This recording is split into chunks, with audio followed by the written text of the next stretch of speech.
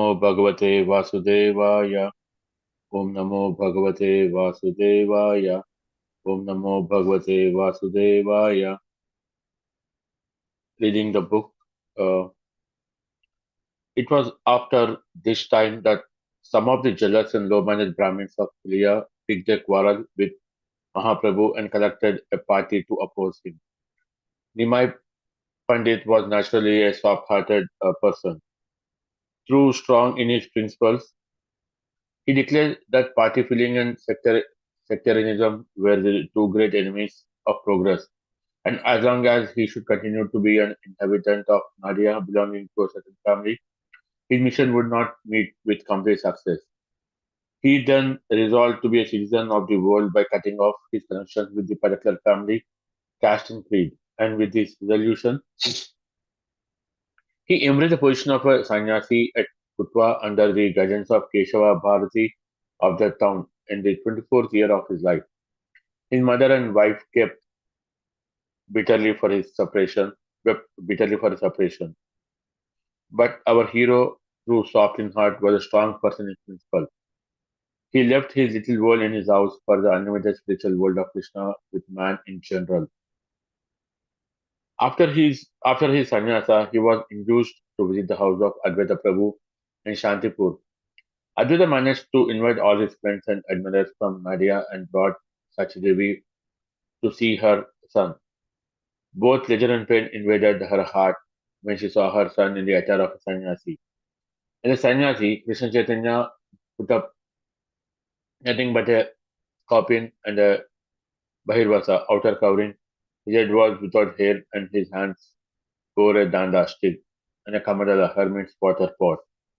The holy son fell at the feet of his beloved mother and said, Mother, the body is yours and I must obey your order. Permit me to go to Vrindavan for my spiritual attainments. The mother, in consultation with Advaita and others, asked her son to reside in Puri, a town of Lord Jagannatha, so that she might obtain his information now and then. Mahaprabhu agreed to that proposition and in few days left Shantipur for Orissa. His biographers have described the journey of Krishna Chaitanya. That was the name he got after his sannyasa from Shantipur to Puri in great detail. He traveled along the side of the Bhagirathi as far as the Kshetrabhoga, situated now in Tana, Tana Madhurpuru, Diamond Harbour, 24 Parganas. There he took a boat and went as far as Prayagagata in the Midnapur district. Thence he walked through the Balsore and Kataki to Puri. Seeing the temple of Bhuvaneshwar on his way upon his arrival at Puri, he saw Jagannath in the temple and put up with Sarvabhauma at the request of the latter. Sarvabhauma was a gigantic Pandita of the day. His readings knew no bounds.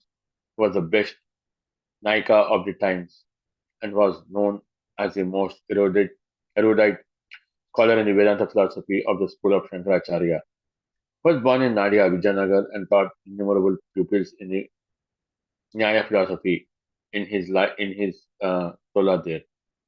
He had left for Puri sometimes before the birth of Nimai Pandit.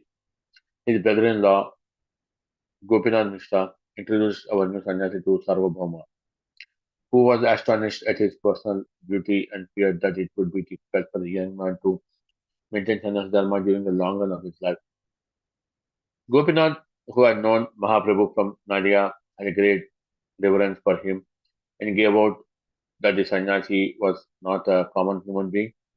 On this point, Gopinath and Sarvabhauma had a lot of discussion. Sarvabhauma then requested Mahaprabhu to hear his recitation of the Vedanta Sutras, to which the latter tacitly submitted. Chaitanya heard with silence what the great Sarvabhauma uttered with gravity. For 7 days, at the end of which the latter said, Krishna Chaitanya, I think you do not understand the Vedanta. I did not say anything after hearing my recitation explanation. The reply of Chaitanya was that he understood the Shastras very well, but he could not make out what Shankaracharya meant by his commentaries.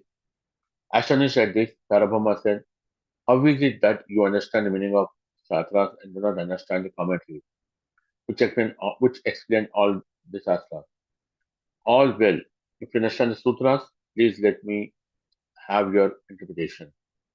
Mahaprabhu thereupon explained all the Shastras in his own way, though touching the fantastic commentary of Shankara. The keen understanding of Sarvabhauma saw the truth within harmony of arguments in the explanation given by Chaitanya, and obliged him to utter that it was the first time that he had found one who would explain the Brahma Sutras in such a simple manner.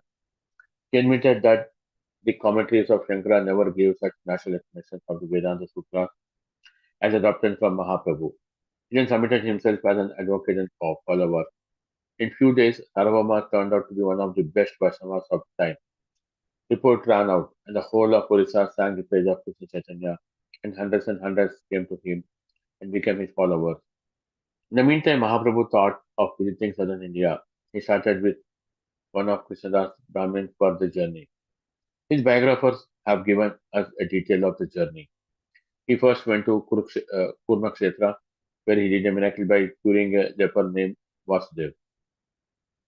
He met Ramananda Roy, the governor of Vijayanagar, on the banks of the Godavari, and had a philosophical conversation with him on the subject of Prema Bhakti, loving devotion. He worked another miracle by touching, making them immediately disappear the seven talaq tree, through which Ramachandra, the son of Dasharatha, had shot his arrow and killed the great Bajiraj. He preached Vaishnavism and Nama Sankirtana, chanting the holy name of the god, throughout the journey. At Rangakshetra, he stayed for 4 months in the house of Venkata not to spend the rainy season.